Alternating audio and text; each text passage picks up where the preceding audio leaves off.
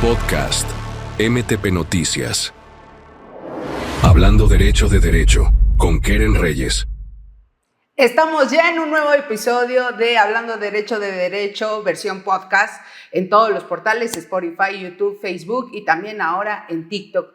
Y saben que nos pueden seguir en cada episodio. Si no han escuchado las anteriores, váyanse ya, porque están, lo que les sigue. Además de eso, disfrutarán en cada momento cápsulas informativas y también váyanse a la columna Hablando Derecho de Derecho todos los lunes en la página oficial de MTP Noticias. Y el día de hoy, se los adelanté, íbamos a traer forzadamente, lo lamento, a nuestro invitado Gustavo Alberto Arocena, que nos comentó en el episodio anterior acerca de las neurociencias y que no está tan alejado de la realidad y que no es un tema poco abordado recientemente, sino que ya tiene bastantes años en el tema como ciencia actualmente, pero que hay casos relevantes desde aproximadamente algunos siglos y nos mencionaba ejemplos y demás. Y aprovechando, Gustavo Alberto Arocena, doctor, postdoctor, porque hay que aclararlo, postdoctor, o sea, no cualquier cosa. Estamos en las grandes ligas el día de hoy con Gustavo Alberto Arocena. Bienvenido. Gracias, Keren, muchas gracias. Me causa gracia la generosidad de tu presentación, pero bueno, sabes que para mí es un placer compartir temas que nos preocupan y que investigamos desde hace un buen número de años. Hace un buen número de años, así es. Decíamos en el anterior programa, y aprovechando antes de iniciar con toda la dinámica que traemos en este episodio, hay que decirlo, apreciado doctor, hay generaciones vastas, no solo en Argentina, sino en Latinoamérica, a través de las instituciones en donde has dado clase, que salieron tus hijos académicos, como decimos, tendrás regados muchísimos, discípulos, algunos le dicen. ¿Cuántos y cuántos alumnos has tenido? Yo sé que no tenemos todo el tiempo para contarlos, pero estoy segura que hay muchísimos discípulos tuyos en toda América Latina. Bueno, ojalá que sea así. Sí, la verdad es que hemos trazado vínculos muy fuertes y muy fecundos, ¿no? Con muchos colegas y en virtud de la generosidad de muchas instituciones de nuestro querido México que me han permitido, como te digo, visitar en muchas oportunidades distintas ciudades hermosas donde hemos impartido conferencias sobre estos temas y otros muy distintos y que incluso ha permitido que esos diálogos continúen hasta la fecha, ¿no? Un común conocido y amigo nuestro que es el doctor Manuel Vidaurri y muchos otros con quienes hasta la fecha no solo tenemos una magnífica relación de amistad, sino que continuamos investigando de manera persistente y consistente, esperemos, este tipo de asuntos, ¿no? Bueno, nuestro invitado, se lo he dicho, no dos, tres, muchísimas veces. Es muy sencillito y carismático, pero aprovechando ese carisma también y su relación con el estudio duro científico de las neurociencias y el derecho penal nos dejó picados con varios temas en el episodio anterior. Y queríamos preguntarte, nos explicabas que tiene mucha relación y sentido con diversas disciplinas para la resolución de casos, y que tiene un impacto trascendental no solo desde el ámbito del análisis de la conducta del probable responsable, sino también desde el análisis del testimonio de quienes participan como testigos. Y aprovechando ese tema, porque sé que nuestros seguidores y todos los que siguen MTP Noticias me estarán preguntando, ¿por qué mentimos? ¿Por qué mentimos en los tribunales? ¿Por qué mentimos y decimos que no lo hicimos? Porque llegamos con el Ministerio Público y le decimos, es que yo no fui, o adolescentes que mienten en su edad, adolescentes que mienten en que lo hicieron, y dirán, bueno, tendrá su procedimiento por falsedad en declaración o el delito que sea. Pero la importancia también, nos explicabas, porque también el impacto biológico de la corporeidad de las personas en la parte frontal. ¿Y por qué mentimos? De acuerdo a lo que tú sabes, apreciado. Bueno, esa es una pregunta que quizás deberían responder de manera más consistente los psicólogos y los expertos Claro que sí. en esa disciplina específica, pero sí te diría que la importancia de las neurociencias, más allá de los casos de la mitomanía, la fabulación, confabulación y este tipo de conductas en virtud de las cuales se aparta el sujeto que habla de la verdad, y que eventualmente algunas corresponden a su voluntad y otras no, las neurociencias sí permiten, en los casos de aquellos que mienten adrede, es decir, que lo hacen a propósito, bueno, parecerían anunciar las neurociencias que pueden corroborar qué áreas del cerebro se activan cuando esa mentira es voluntaria, ¿no? Es decir, más allá de la muy importante pregunta que me hacen en cuanto al por qué mentimos, que es algo que todavía no tiene una respuesta definitiva, sí es importante para los procesalistas y en realidad para las administraciones de justicia penal saber cuándo mentimos, porque como sabrás, reconstruimos conceptualmente un hecho y lo tenemos por probado a partir de lo que ciertas personas que llamamos testigos expresan, por lo Así cual es. si tenemos la posibilidad de tener una base científica para determinar el cuándo de la mentira, bueno, podremos hacer que nuestras sentencias sean mucho más certeras y que no se basen solo en la experticia del juez, en su intuición y en su creencia sobre la verdad o falsedad de lo que dicen esos testigos, ¿no? Así que hay allí buenas razones para confiar en las neurociencias como herramientas para procesos con una menor posibilidad o porcentaje de errores o de desaciertos a la hora de dictar una sentencia, ¿no? Claro, nos decías, hay buenas razones para confiar en el derecho y en las neurociencias sobre todo, y aprovechando esa confianza, porque también hay que decirlo, no solo hay que ver del lado del probable responsable, ni tampoco de los testigos. Ahora me voy a otra arista, las víctimas, porque si bien es cierto, se le debe de creer a las víctimas, pero también hay casos en donde las que refieren ser víctimas no son del todo víctimas y que se ha analizado justamente este tema, ¿no?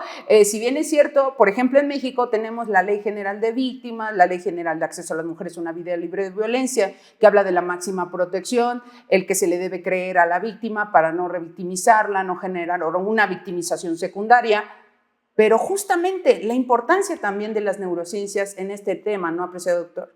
Justamente lo que te estaba expresando es que si bien ciertos derechos de las víctimas son verdaderas conquistas, ¿no? Como el derecho de ciertas víctimas vulnerables como los niños, los ancianos y las mujeres, insisto, como integrantes de un colectivo vulnerable, son titulares de un derecho, por ejemplo, a que su relato se presuma creíble y veraz, a que haya una protección privilegiada de ellas por parte del Estado. Lo cierto es que se consagran alrededor de esos derechos a unos estándares jurisprudenciales que pueden poner en riesgo la efectividad del derecho de defensa, ¿no? ¿A qué me refiero? Esto de que la víctima, por el solo hecho de serlo, deba ser reputada como creíble y veraz en su relato, en rigor de verdad no tiene base científica, por lo cual las neurociencias también allí pueden hacer que esta víctima, insisto, que con buenas razones ha merecido una tutela privilegiada, bueno, tenga como contrapartida prueba científica que dé cuenta de la veracidad de sus relatos, que a veces, y esto vos lo sabes muy bien porque lo has tratado en otras encuestas, en otras entrevistas anteriores, digo que es una víctima que a veces con su relato logra la única prueba en la cual se basa la condena, por lo cual resulta absolutamente importante, bueno, reparar en las neurociencias para ver si ellas nos pueden permitir una mejor base científica para valorar la verdad o la falsedad de un testimonio, ¿no? En este caso, el de la víctima.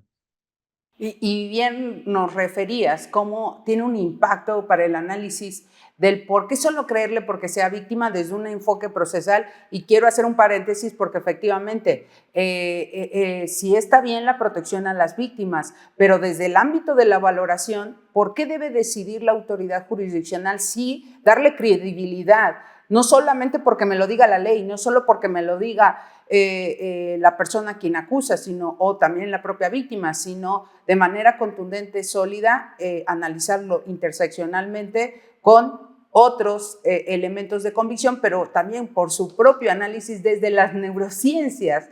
Y hablando de este tema, Y déjame que te aporte respecto de esto, más aún cuando en nuestros sistemas somos partidarios de un sistema de valoración racionalista de la prueba. Es decir, no solo resulta importante que el juez esté convencido y como contrapartida que las partes intenten persuadirlo, sino que nos interesa en un sistema racionalista que permite el contralor de su decisión por las partes, que el juez dé razones por las cuales basa su consentimiento. Y esas razones deben ser algo más que su mera experticia o intuición. Y allí quizás las neurociencias en particular y la psicología del testimonio en general pueden, como digo, dar buenas herramientas científicas para ese cometido, ¿no? Justo en este comentario me concentro, apreciado doctor, porque en México se establecía, y en muchos países en Latinoamérica, que el juzgador era el perito de peritos, ¿no? Que el juzgador lo sabía todo, era todólogo, era criminólogo, criminalista, o sea, se aventaba todo, ¿no? Prácticamente, y decían, era el perito de peritos. La realidad es que en este sistema, como tú nos has mencionado, no solo desde el corte penal acusatorio, sino desde la valoración, en esta racionalidad, la importancia de que el juez no es todólogo, el juez valora, pero quien le da los elementos son esos especialistas, las neurociencias, las ciencias auxiliares que le dotarán de estos elementos para fundar y motivar su resolución de manera adecuada, y por ello tener elementos sólidos. Apreciado doctor, en tu experiencia, ¿algún caso relevante que nos compartas desde la aplicación de las neurociencias que te haya impactado, además de los que nos compartiste en el episodio anterior? Lamentablemente, lo que debo de decirte es que, como lo expresamos en el otro episodio, Argentina y en realidad Latinoamérica en general está bastante atrasada en orden a la aplicación práctica de este tipo de aportes, porque más allá del marco teórico que he tratado de presentarles, tenés que tener en cuenta que hacen falta el instrumental que permita la aplicación de las neurotecnologías, es decir, formas de comprobación del funcionamiento del cerebro como la tomografía funcional, la tomografía por emisión de positrones, las tractografías, suponen una aparatología que no solo es costosa, sino que lamentablemente en entornos como los nuestros a veces son de difícil consecución, por lo cual te diría que Latinoamérica todavía no tiene manifestaciones consistentes, ¿no?, de la aplicación de este tipo de supuestos. Pero por eso es que nos basamos en los precedentes o en los casos del derecho anglosajón, por ejemplo, porque allí sí se han aplicado estas neurotecnologías para al menos tener por excluida la capacidad de culpabilidad cuando se dan estas lesiones a las cuales me refería con anterioridad, ¿no? Estas que se producen en el córtex prefrontal y que son las que explican como causa estas modificaciones radicales del comportamiento de una determinada persona que arriba al delito por primera vez en su vida luego de años de un comportamiento socialmente adecuado, ¿no?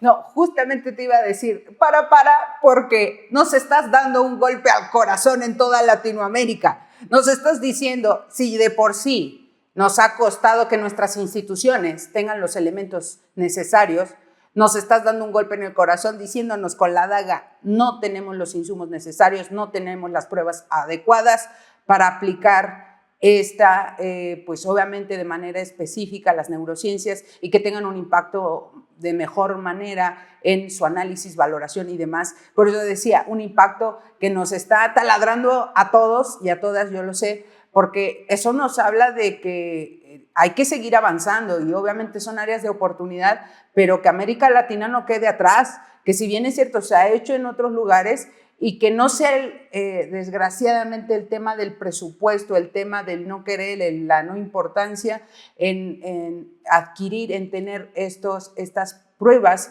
que se pudieran aplicar en América Latina, apreciado doctor. Y ya nos...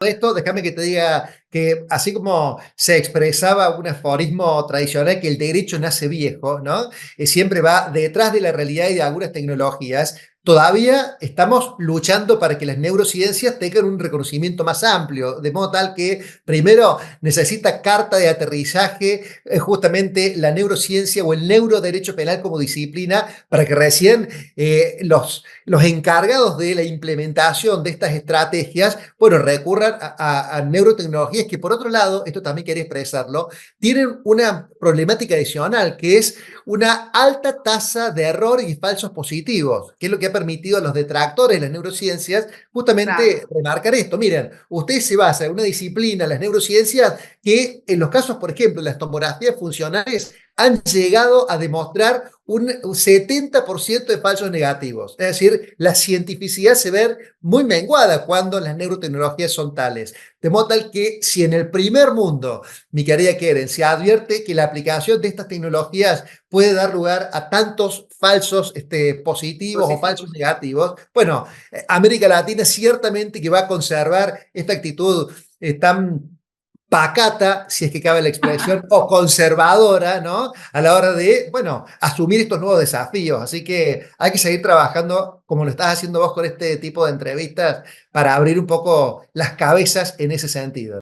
No, y al contrario, nos diste otra daga, apreciado doctor, te digo. O sea, vienes con todo en MTP Noticias, en exclusiva, porque ya nos dijo, no solo es el tema de la falta de instrumentos adecuados, que los tengan los países, pero además los países al implementarlos, reconociendo esa cientificidad, todavía hay detractores que dicen solo queda el 5, el 10% de efectividad, y eso que impacta en que la gente le pierda esa confianza también en las neurociencias y el impacto positivo que pueda tener, apreciado doctor. Y entonces diría nuestro público, entonces, ¿creemos o no en las neurociencias, no? ¿Qué hacemos? Yo te diría a tu tan interesante audiencia y público, le diría básicamente ni creer ni dejar de creer, simplemente mostrar apertura epistémica. ¿Qué quiere decir esto? Bueno, no tapar los ojos ni los oídos a lo que pueden expresar las neurociencias, pero tampoco comprar, entre comillas, ¿no? Es decir, asumir acríticamente todo lo que las neurociencias propongan.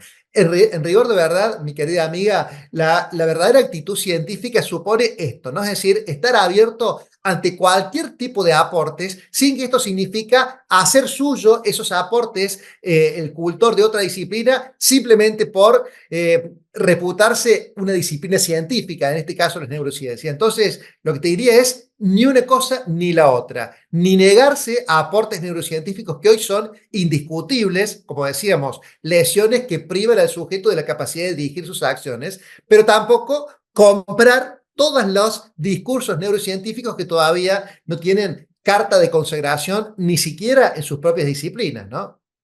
Claro, comentabas, ni siquiera comprarnos una ni otra, pero tener esta mente abierta, y justamente teniendo esta mente abierta, qué mejor que también la tengan las autoridades, aquellos que aplican políticas públicas, porque también hay que decirlo, para adquirir estas herramientas entran las políticas públicas también, porque debe haber presupuesto, debe haber estudio de política criminal, que es otra ciencia auxiliar, por cierto, que nos hablaba nuestro apreciado doctor, que también hago paréntesis, también ha analizado el doctor política criminal. Les digo. Que hablemos, ya que hacemos paréntesis, vos y yo que nos pisamos al hablar, más que nada yo a vos, te digo que hay otro paréntesis que debemos hacer respecto de las neurociencias sobre un tema de absoluta actualidad, la edad de la imputabilidad penal.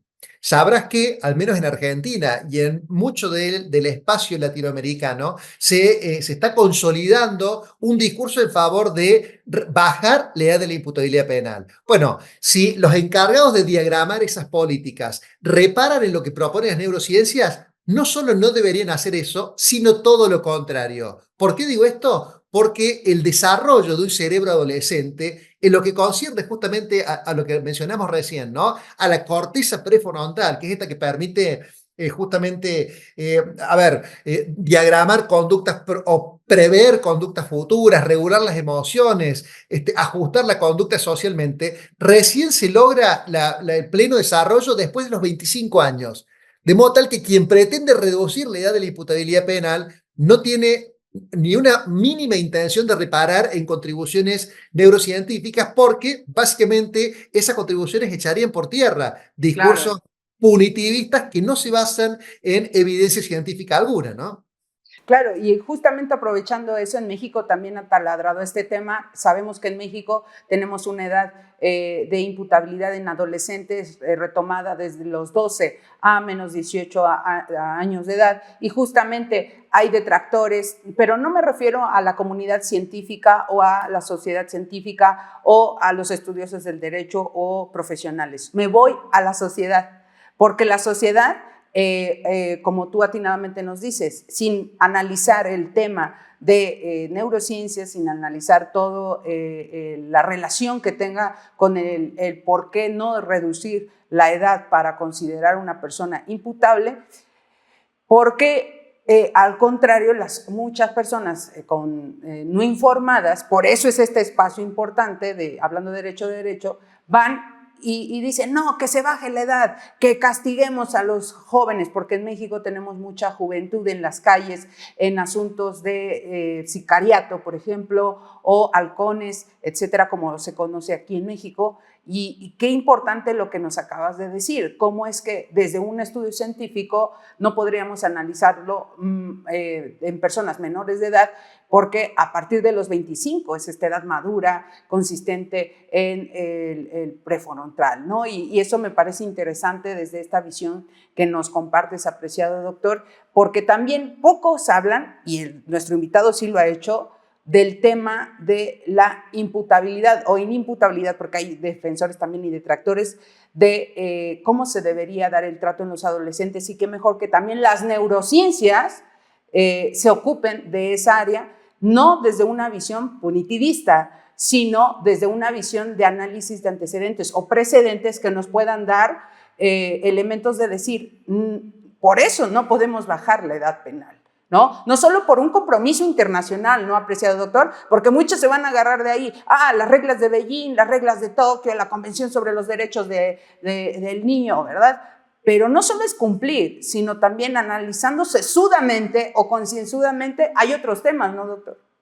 Sí, porque además una posición punitivista o más o menos punitivista eventualmente podría asumirse si no hubiera evidencia científica que aconsejara uno u otro posicionamiento. Por eso es que ni siquiera creo que sea tan reprochable una opinión pública que muchas veces no es tan libre como se le pretende, sino que está influida por los grandes medios de comunicación.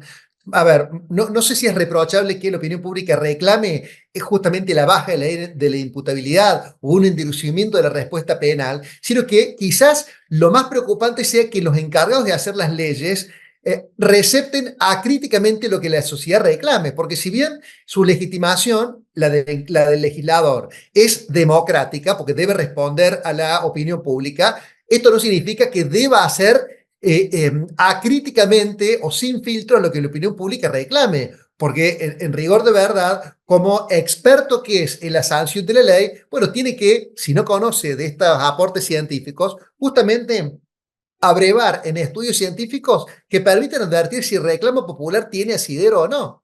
No sé si me explico. Y no Claro, solo hay y esto nos lleva a otro... jurídicos, no solo hay Claro. condicionamientos jurídicos, sino también científicos. Así como jurídicamente la pena de muerte es inadmisible, desde el punto de vista científico, un cerebro adolescente no tiene un pleno control de sus acciones, al menos con el grado de madurez que supone el pleno desarrollo de su configuración biológica, como recién decíamos, hasta pasados los 25 años. De modo tal que allí hay una verdadera responsabilidad funcional de quien sanciona la ley, de, como decíamos al principio, estar atento a lo que sugieren e incluso comprueban estudios neurocientíficos.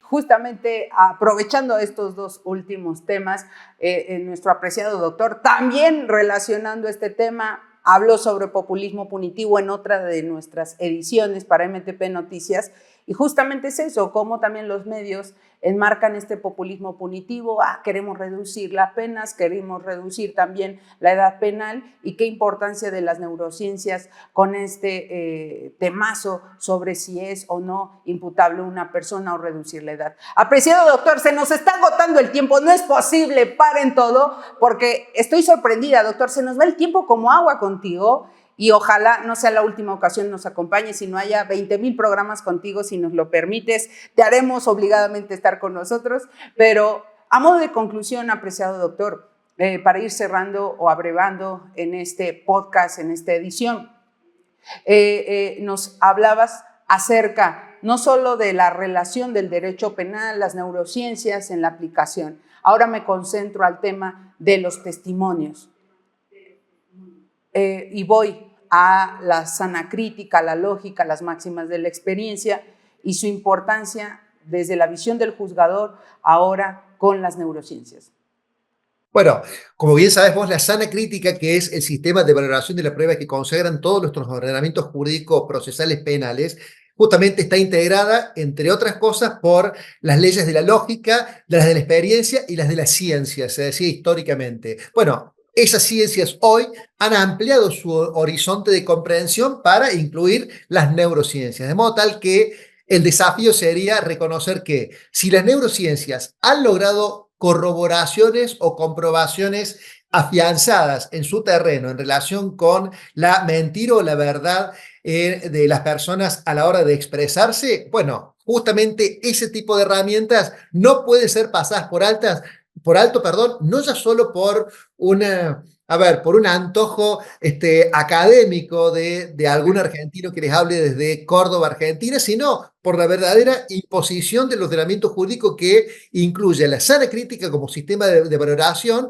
e incorpora las ciencias como parte de esa sana crítica, de modo tal que las ciencias hoy deben incluir las neurociencias.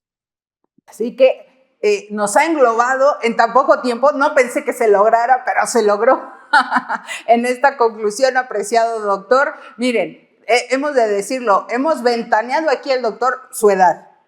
¿Cuántos libros? La trayectoria y los discípulos académicos que tienen toda Latinoamérica, en exclusiva para MTP Noticias, y también hablándonos de neurociencias, neuroderecho, y en este episodio enfocándonos también en la valoración y la importancia de las neurociencias. Apreciado doctor, muchas gracias por estar con nosotros en este podcast. Gracias a vos, Keren Quería, y a disposición de ustedes. Para mí, un verdadero placer. Los saludo con afecto desde la Argentina. Pues ya saben, esto es Hablando Derecho de Derecho para este podcast, que espero no se lo pierdan, váyanlo a ver también los reels y ya estará disponible en todas las plataformas y nos vemos en la siguiente.